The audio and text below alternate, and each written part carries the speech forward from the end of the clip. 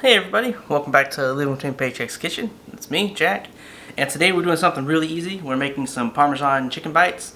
Now normally you do this with chicken wings, but I prefer to work with chicken breasts because, you know, boneless, everything's much more easy to deal with.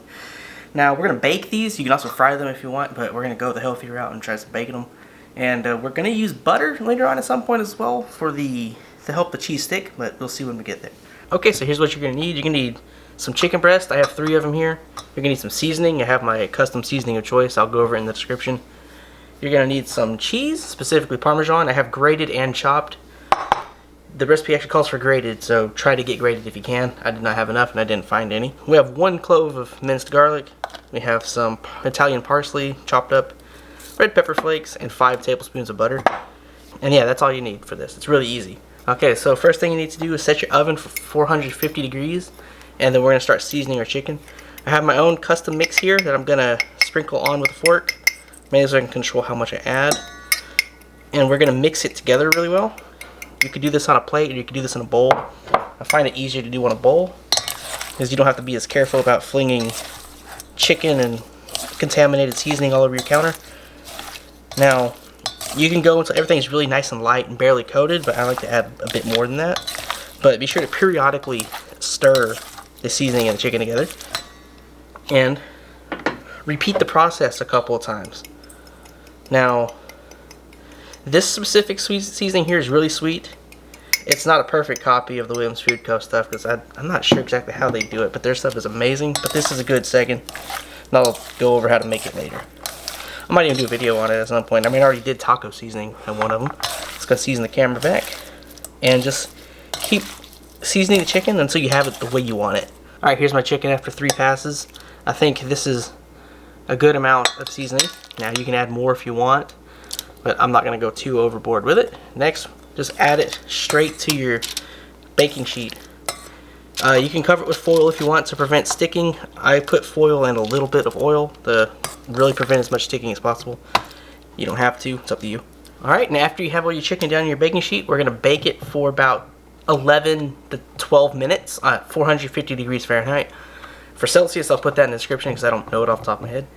And after the initial baking, we're going to broil it for 2 to 4 minutes at 450 as well. So let's go ahead and bake it. Alright, once your chicken is getting close to being done in the oven, you want to melt down your butter so you can start making your Parmesan sauce. Now you can do this in the microwave. I'm going to do it here on the stove. This is a bit excessive. Doing this in the microwave will work just fine.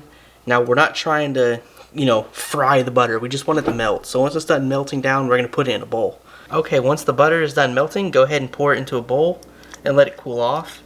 You don't want to add your cheese yet, otherwise you'll melt the cheese. So yeah, just go ahead and let your butter cool off for a little bit. Here's our chicken after baking for 13 minutes and broiling for 5. It has reached 165 and up, so it's safe to eat.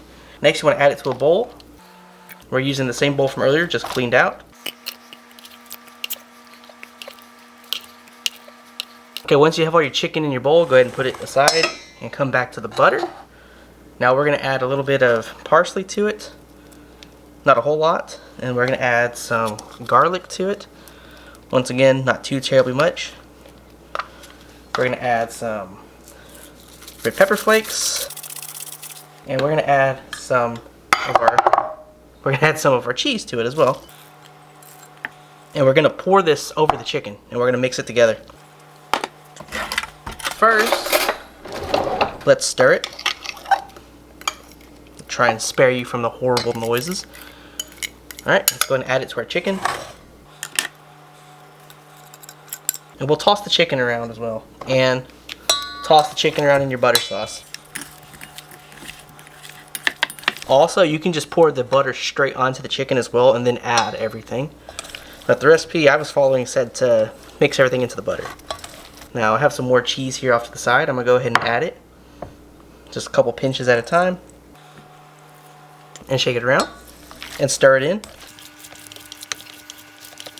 And I'm going to add in a couple bits of parsley to add some green to it. And mix it together again. Alright, and there you go. Just add cheese as you want. And we're going to put these on some toothpicks. Now on to the final step. Go ahead and get some toothpicks if you have any, and skewer a couple pieces, and just pour some cheese over them. Be sure to have a plate to catch the cheese underneath it, because it will get everywhere if you don't. And just set it aside. And just do this as much as you want. You can also skip this. You don't have to actually do the skewering or the adding extra cheese, but to make it look nice, I'm doing it. And yeah, there you have it. The Parmesan Chicken Bites. This is extremely easy to do. You just gotta make sure your chicken's done. This tastes really good, especially for like Parmesan and putting Parmesan on things. I know a lot of people like to do Parmesan on pork and steak and whatnot. But chicken, haven't done that. And I love chicken breast. It's really good for you. You can cut down on the butter if you want. You don't even really need it. You can just put the cheese straight on the chicken when it's really hot and kind of get the same effect. You could add cilantro instead of parsley. You could add more parsley if you want. You could add some lime juice as well. Probably go really good. More garlic, maybe some onions, whatever. Just something really minced up. But yeah, thanks for watching. You can catch us here Tuesdays, Wednesdays, Fridays, and Saturdays most of the time. We try, we really do. Yeah, you can also catch yourself around Facebook at Living Between Paychecks Kitchen and Instagram at Living Between. And oh my God, it's hot in here, so I'll see y'all later.